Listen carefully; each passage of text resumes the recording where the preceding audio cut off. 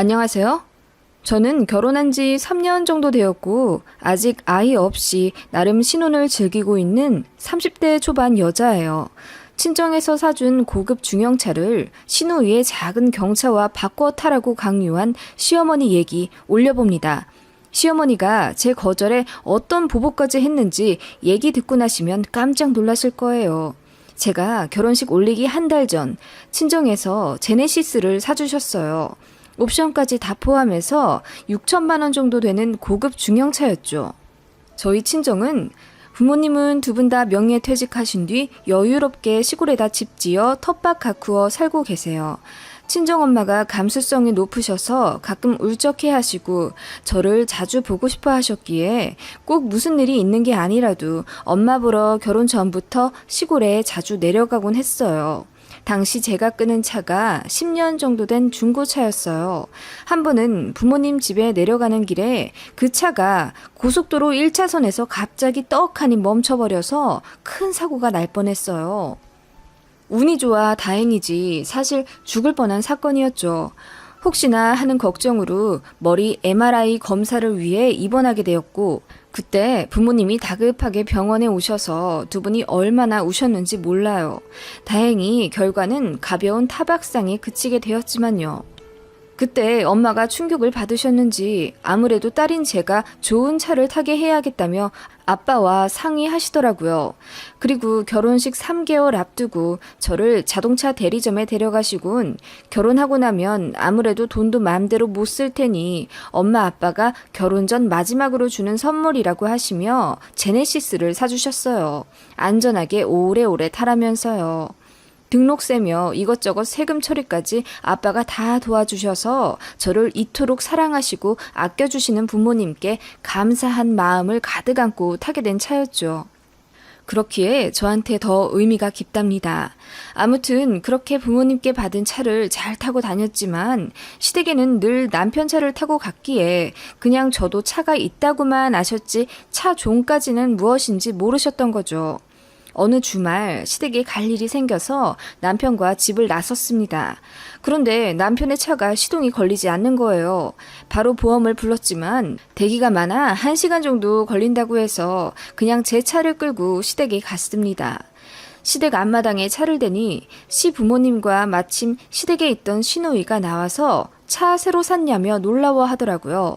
그래서 결혼 전에 친정 부모님이 사주신 거라고 하니 시어머니 표정이 영 좋지 않으셨습니다. 시누이는 연신 우와 이거 신상이야. 요즘 젊은 사람들이 이 차 되게 좋아해. 아 부럽다 옳게 하면서 운전석에도 앉아보고 트렁크도 열어보며 관심을 엄청 갖더라고요. 아무튼 그날 저녁 식사하면서 내내 제 차에 대한 얘기를 하더라고요. 그 차 옵션이 뭐뭐인데 엄청 편하다더라. 우리 남자친구도 저 차 타고 싶어서 같이 대리점 갔었는데 가격이 얼마더라. 계속 얘기하면서 제가 너무 부럽다며 시무룩해 하더군요.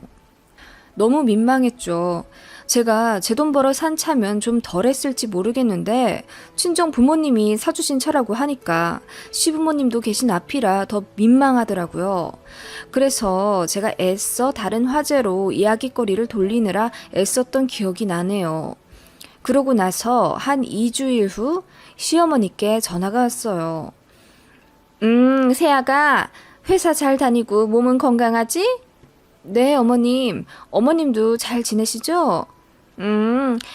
저기, 혹시 세아가 차 그거 옵션 안 하면 얼마 정도인지 알 수 있니? 제 차요? 글쎄요. 한 4천만 원대 되지 않을까요? 저도 잘 모르겠어요. 왜 그러세요, 어머님? 우리 딸이 회사에서 외근을 많이 돌려서 운전 자주 하는데 지금 차가 마티즈잖냐. 고속도로 다닐 때 위험한 것 같아서. 그렇긴 하죠. 경차면 속도도 잘 안 나고요. 어머님이 바꿔주시게요? 그랬으면 좋을 텐데 나도 지금 갯돈 타려면 좀 멀기도 했고 고민이야 하시며 운을 한참 띄우시더니 조심스럽게 말씀하시더라고요. 너는 출퇴근도 통근버스로 한다며? 네, 지금 집에선 통근버스가 편해서요. 그럼 그 차 좀 잠깐 신호이 빌려주면 안 되겠니?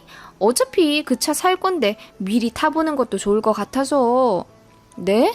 제 차를요? 응, 딱 한 달만 좀 타게 해주자. 어차피 차도 안 쓴다며.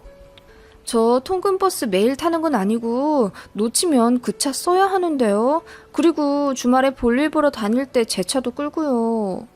아, 통근버스 안 놓치면 되지. 아침에 늦게 일어나니? 내가 모닝콜 해줄까?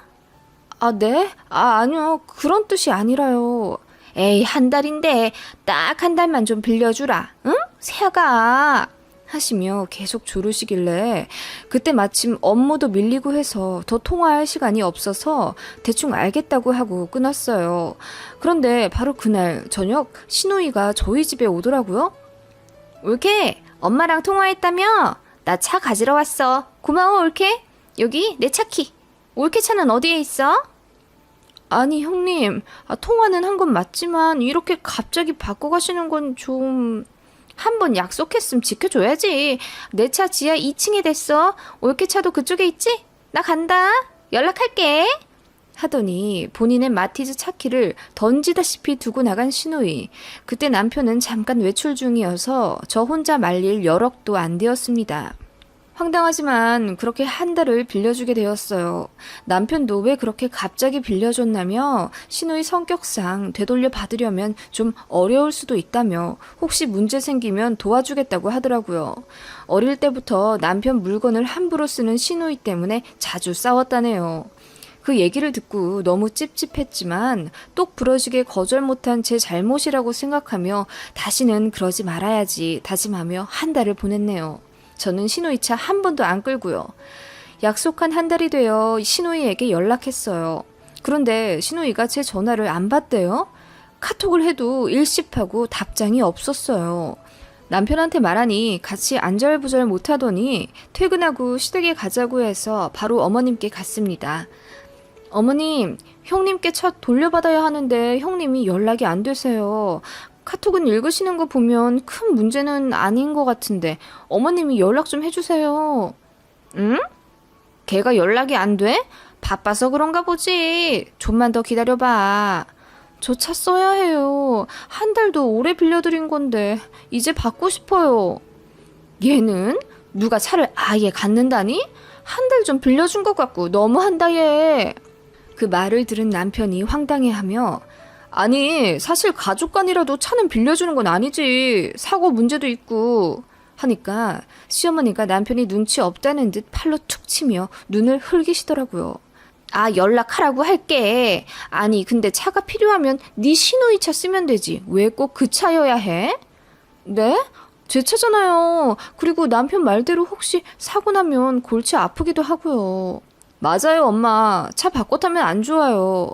아니 그 차가 뭐 어때서 그래? 마티즈라 그래? 네 시누이도 12년을 타는데 뭐. 아 그리고 듣자 하니 너 주차도 잘 못한다면서?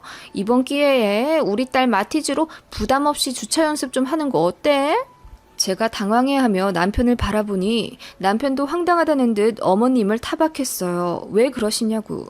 사실 예전에도 시누이와 시어머님하고 대화하면 좀 말 안 통한다는 느낌이 있긴 했거든요. 본인 말만 맞다고 하시고 제 의견을 무시하시거나 앞에서 무안 주실 때도 많으셨죠. 시댁이라는 이유로 편견 갖기 싫었고 시어머니 시누이의 모든 행동을 시짜짓이라고 통일하자니 그동안 저한테 잘해주신 점도 많았거든요. 그런데 차 때문에 생긴 황당한 이 실랑이는 너무 실망스러웠어요. 역시 시댁은 시댁인가 싶었죠. 아 알겠어. 네 누나한테 연락해서 마티즈 갖고 오라고 할게 지금. 됐어? 하시더니 문을 쾅 닫고 안방으로 가시더라고요. 신우이랑 통화하시는 듯 했죠. 그리고 잠시 뒤 신우이가 현관문을 거칠게 열고 들어오시더니 팔을 걷어붙이고 저한테 삿대질하며 이러시더라고요. 올케, 그렇게 안 봤는데 정말 답 없네? 내가 차를 달라고 했어. 뭐를 한다고 했어. 좀 빌려줄 수도 있는 거지. 차 좀 늦게 준다고 이렇게 시댁까지 쳐들어와야겠어? 네? 연락 안 된 건 형님이시잖아요. 무슨 말씀이세요? 내 차가 그렇게 창피해? 응? 평소에 그 차 몰고 다니는 나 보면서 한심하다고 생각했어? 아니, 누나, 갑자기 뭔 말이야. 지금 상황이 창피, 한심이라는 단어까지 나올 정도야? 그냥 지금 차 돌려주면 되잖아. 왜 안 돌려줘서 일을 크게 만들어? 그래, 준다 줘! 하며 제 차 키를 바닥에 확 던져버리는 것 있죠? 그러더니 본인 차는 알아서 자정까지 신우이 집 앞에 대놓으라고 소리 지르며 시댁을 나가버렸어요. 정말 황당했어요. 시어머니가 그 모습을 보시더니 혀를 끌끌 차시며 그러게 좀 아량을 베풀지 그랬니? 그깟 차가 뭐라고 이렇게 형제간에 싸움을 만들어서 불화를 키워? 저희도 기분이 상해서 그대로 남편과 돌아왔죠. 오는 길에 남편한테 엄청 투덜댔네요. 그리고 며칠 뒤에 시어머니께 전화가 왔어요. 저 때문에 남편과 시누이 사이가 안 좋아졌으니 저더러 책임지라고 하시네요. 제가 뭐라 말할 틈도 안 주고 다다다 당신 말만 하시며 제 탓을 잔뜩 하시더니 마침내 결론을 말하시더라고요. 제 제네시스와 시누이의 마티즈를 바꿔야 한답니다. 어차피 저는 차도 잘 안 쓰고 주차도 잘 못하니 마티즈 같은 작은 차가 딱이고 시누이는 고속도로로 자주 나가니 제네시스를 타는 게 맞다. 시누이를 가족이라고 생각한다면 차를 바꿔야 한대요. 시누이가 아직 결혼도 안 했고 형편도 어려운데 원래는 먼저 결혼한 사람이 미혼 혈육을 도와줘야 한다나 뭐라나. 어차피 시누이 차 사라고 저희가 돈 줘야 하는 건데 돈 아깝게 그러지 말고 그냥 타던 차를 물려주라며. 어찌나 청산유수로 말씀하시는지 듣다가 저도 모르게 설득될 뻔했지 뭐예요. 정신을 가까스로 차리니 기분이 너무 상하더라고요. 그래서 그 차 저희 부모님이 저 타라고 사주신 차라 절대 그렇게 못한다고 말씀드렸습니다. 차라리 새 차가 필요하면 2천 중반 정도에도 충분히 중형차 살 수 있는데 왜 하필 고급 중형차인 제네시스냐. 말도 안 된다. 단호하고 일관되게 말씀드렸죠. 그랬더니 시어머니가 화를 내시며 정말 차 안 바꿔줄 거냐고 소리를 지르시더라고요. 그래서 단호하게 말씀드렸습니다. 네, 어머님. 절대 못 바꿔드려요. 그래? 알겠다. 하시더니 의외로 순순히 전화를 끊으시더라고요. 그리고 정확히 그날부터 사건이 시작되었어요. 그날 시어머니와 그렇게 통화하고 가슴이 답답해서 친구와 약속을 잡았어요.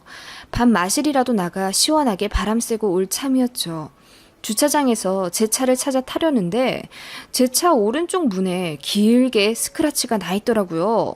누군가 실수로 그은 옅은 자국이 아니라 고의적으로 꾹 눌러 기스낸 자국이었어요. 화가 나서 블랙박스를 뒤져봐도 누군지 안 나왔고 관리사무소에 가서 CCTV를 봐달라고 했어요. 그런데 어떤 사람이 모자를 꾹 눌러 쓴 채 정문에서부터 걸어 들어와 제 차로 바로 오더니 쇳대 같은 걸로 차 문을 쭉 긋고 도망가더라고요. 그런데 그 모습을 자세히 보니 꼭 저희 시어머니 같더라고요. 모자도 시어머니 모자랑 비슷했고요.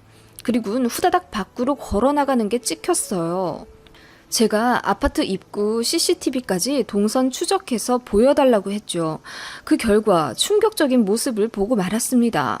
제 차를 훼손한 범인이 후다닥 달려나간 아파트 입구에는 잠시 주정차된 차가 있었어요. 그 차는 바로 저희 시누이 차였습니다. 나뭇가지에 가려 잘은 보이지 않았지만 시누이의 차가 맞았어요. 범인은 시누이 차 조수석에 급하게 탔고 이윽고 바로 출발하더라고요. 남편이랑도 같이 확인하고 있었는데 처음엔 엄청 열받아서 욕하면서 보더니 어느 순간 아무 말 못하더라고요. 네, 확실히 알게 되었어요. 제 차를 그렇게 파손시킨 사람은 바로 저희 시누이와 시어머니였죠.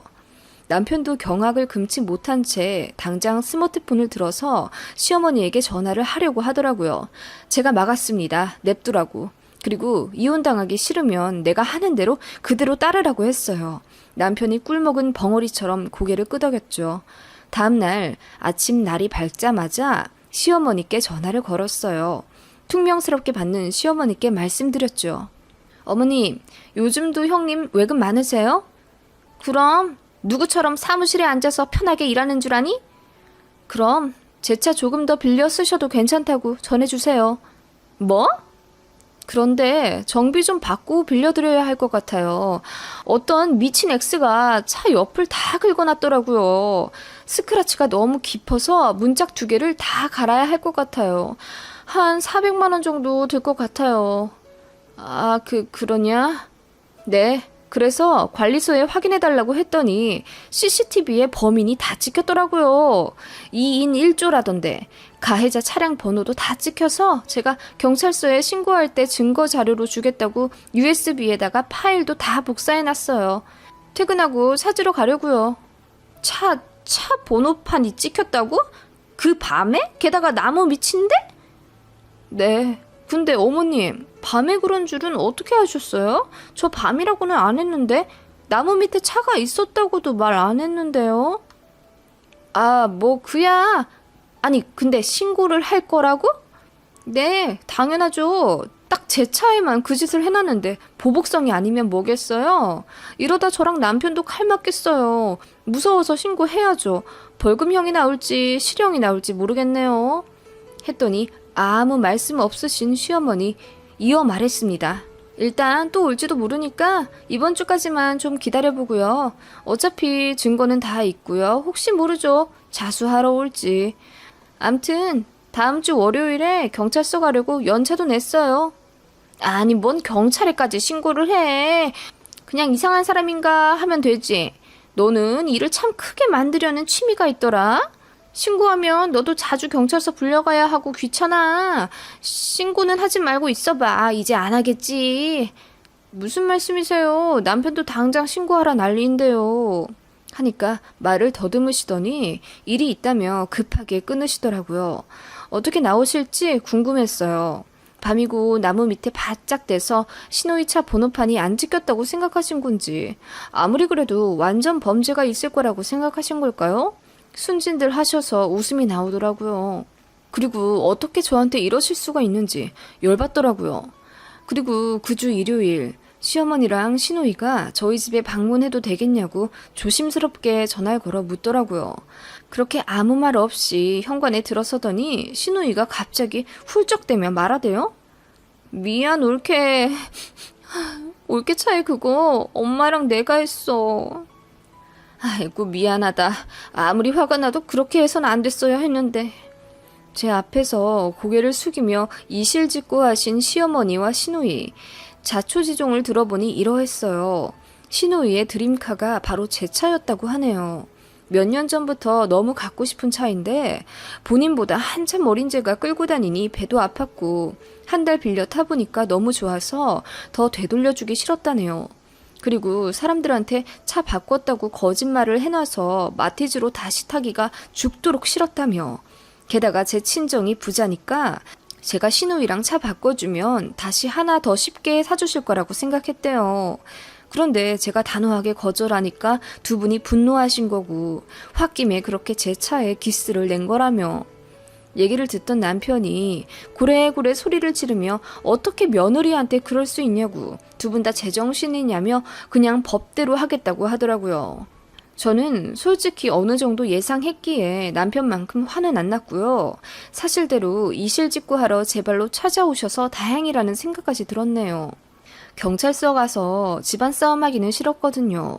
제가 팔짱 끼고 인상 팍 쓰고 있자 시누이랑 시어머니가 더 어찌할 바를 모르더니 두 분이 제 손을 잡고 한 번만 용서해달라고 불쌍하게 말씀하시더라고요. 두 분이 어떻게 그런 생각을 하실 수 있는지 너무 열받다가도 열등감이랑 자격지심이 이렇게 사람을 한순간에 눈돌게 할 수도 있겠다 싶어 한편으론 이해도 조금 가더라고요. 그렇게 미안하다고 비시니 어린 저로선 더 화를 낼 수도 없었고요. 일단 제 남편이 너무나 제 편이기에 정말로 이 일이 이혼할 것이 아니라면 어쨌든 더 얼굴은 붉히지 말아야겠다는 생각이 들었습니다. 그래서 용서해드렸어요. 순순히 용서해드렸냐? 절대 아니죠. 제가 좀 엉뚱하단 말을 평소에 듣습니다. 일단 제 차 전담 공업사에 갔어요. 수리하느라 뜯어낸 차 문짝 2개를 수소문에 찾아왔습니다. 그리고 용달 불러 시댁 앞 마당 제일 잘 보이는 곳에 멋지게 전시해뒀어요. 그 옆에 매직으로 크게 써뒀어요. 제목, 반성의 문짝이라고요.